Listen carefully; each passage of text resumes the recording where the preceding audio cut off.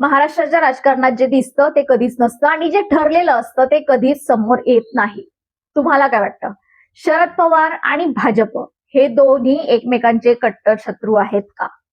थांबा, जर मी तुम्हाला सांगितलं की गेल्या काही दिवसात दिल्लीत अशा 4 अत्यंत गुप्त घडामोडी घडल्या आहेत ज्यांनी महाराष्ट्राच्या राजकीय वर्तुळात भूकंप आणलाय, तर एक अशी भेट जी वरवर पाहता अत्यंत सामान्य वाटू शकते, पण त्या एका भेटीमागे महाराष्ट्राचा पुढचा मुख्यमंत्री कोण असणार याचं गूढ लपलेलं आहे.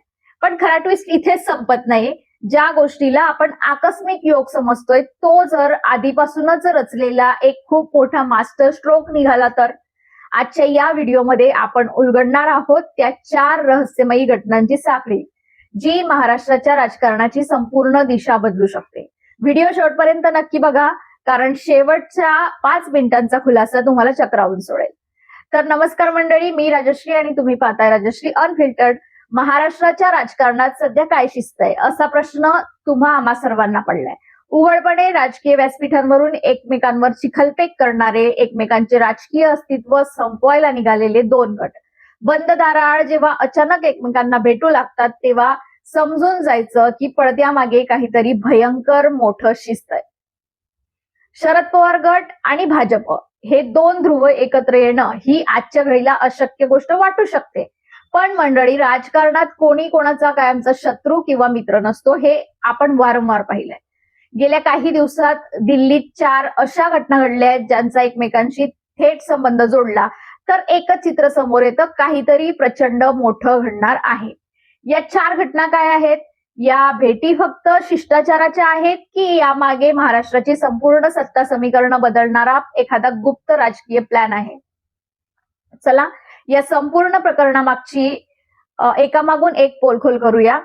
तर मंडळी, पहिली घटना घडते दिल्लीत. जंतर मंतरवर सुरू असलेलं शेतकरी आणि विद्यार्थ्यांचं आंदोलन.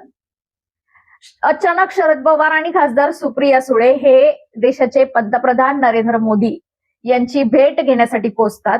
बाहेर सांगताना असं सांगितलं गेलं की ही भेट जंतर मंतरवरील आंदोलन, केंद्रीय शिक्षण मंत्री धर्मेंद्र प्रधान यांचा राजीनामा आणि नीट परीक्षेतील घोटाळा या शेतकऱ्यांचे प्रश्न यावर चर्चा करण्यासाठी होती. पण जरा विचार करा, जेव्हा शरद पवारजी हे पंतप्रधान मोदींना भेटतात तेव्हा चर्चा फक्त औपचारिक मुद्द्यांवरच मर्यादित राहते का? शरद पवारांसारखा राजकीय मुत्सद्दी नेता जेव्हा देशाच्या पंतप्रधानांसमोर बसतात तेव्हा तिथे फक्त आंदोलनावर चर्चा होते यावर कोणता सुजाण नागरिक विश्वास ठेवेल का? राजकीय विश्लेषकांच्या मते या बंद दाराआडच्या बैठकीत अशा काही विषयांवर चर्चा झाली ज्याची माहिती बाहेर पसरली तर महाराष्ट्राच्या महाविकास आघाडीत मोठी फूट पडू शकते. पण मंडळी, ही तर फक्त सुरुवात होती. खरी धक्कादायक गोष्ट तर पुढे घडली. तुम्हाला वाटलं असेल की एक भेट झाली आणि विषय संपला, तर मुळीच नाही. पवार मोदी भेटीनंतर अवघ्या 2च दिवसात दुसरी मोठी घटना घडते. शरद पवार गटाचे 8 खासदार अचानक पंतप्रधान नरेंद्र मोदींच्या भेटीला पोहोचतात. कारण काय दिलं गेलं? म्हणे महाराष्ट्राच्या विकासावर चर्चा करायची होती. विचार करा, ठाकरे गट आणि तृणमूल काँग्रेस यांचे काही फुटीर खासदार मोदींना भेटल्याच्या बातम्या ताज्या असतानाच लागलीच पवार गटाचे तब्बल 8 खासदार थेट पंतप्रधानांच्या दालनात उपस्थित राहतात. या भेटीची टायमिंग बघा, ही केवळ एक योगायोगीची भेट होती की पवार गटातील खासदारांची भाजपसोबतची वाढती जवळीक होती? चला, इथेच थांबलं नाहीये सगळं. यानंतर जे घडलं त्याने राजकीय वर्तुळात थेट वादळच आणलं. तिसरी घटना, सुप्रिया सुळे यांच्या मुलगी म्हणजेच रेवती सुळे यांच्या लग्नाचे दिल्लीतील ग्रँड रिसेप्शन. हे एक कौटुंबिक स्वरूपाचं निमंत्रण होतं. पण या रिसेप्शनला कोण कोण उपस्थित होतं माहितीये? स्वयं पंतप्रधान नरेंद्र मोदी यांच्यासह देशभरातील बडे बडे राजकीय दिग्गज, संसदेत आणि टीव्ही चॅनल्सवर एकमेकांवर टोकाची टीका करणारे नेते या रिसेप्शनच्या सोहळ्यात अत्यंत हसतमुखाने गप्पा मारताना दिसले. अर्थात कौटुंबिक समारंभात राजकीय मतभेद बाजूला ठेवले जातात. हा भारताचा राजकीय संस्कृतीचा भाग पण आहे.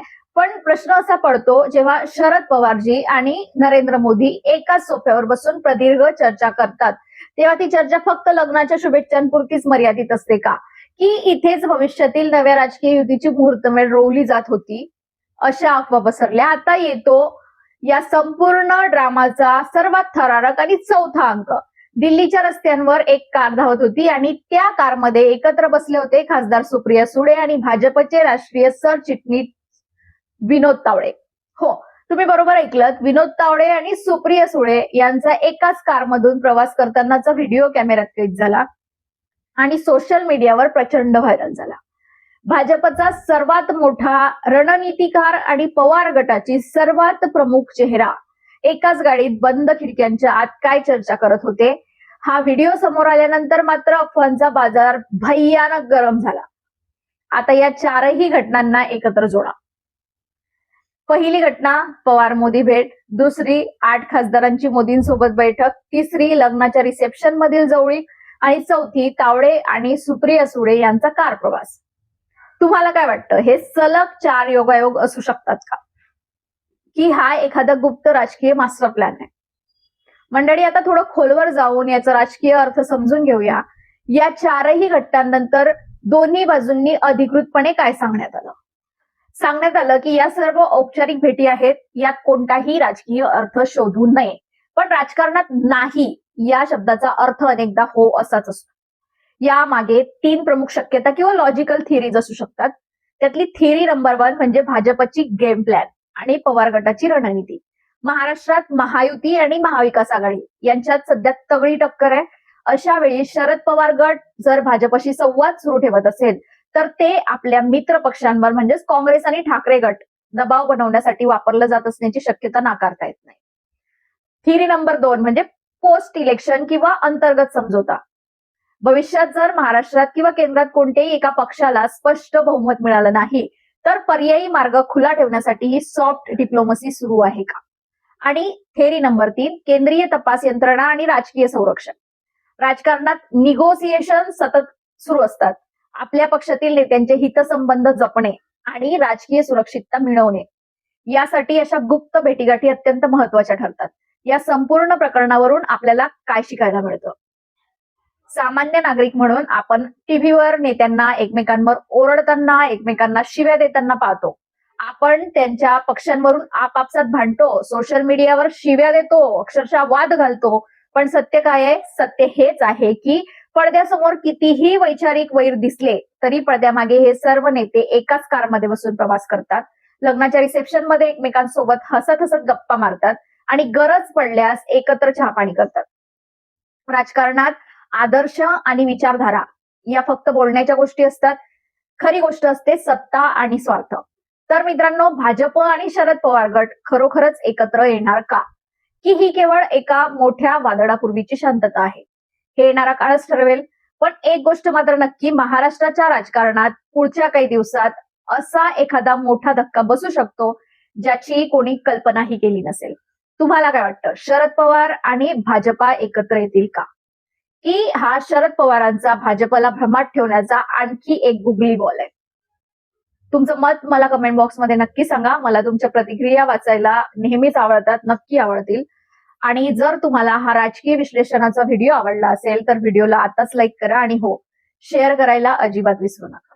महाराष्ट्रातील अशाच नवनवीन आणि राजकीय घडामोडींमागील खरी कहाणी सोप्या भाषेत समजून घेण्यासाठी बघत रहा राजश्री अनफिल्टर्ड. पुन्हा भेटूया अशाच एका थरारक आणि रंजक आणि सडेतोड राजकीय विश्लेषणासोबत. तोपर्यंत धन्यवाद. जय हिंद, जय महाराष्ट्र.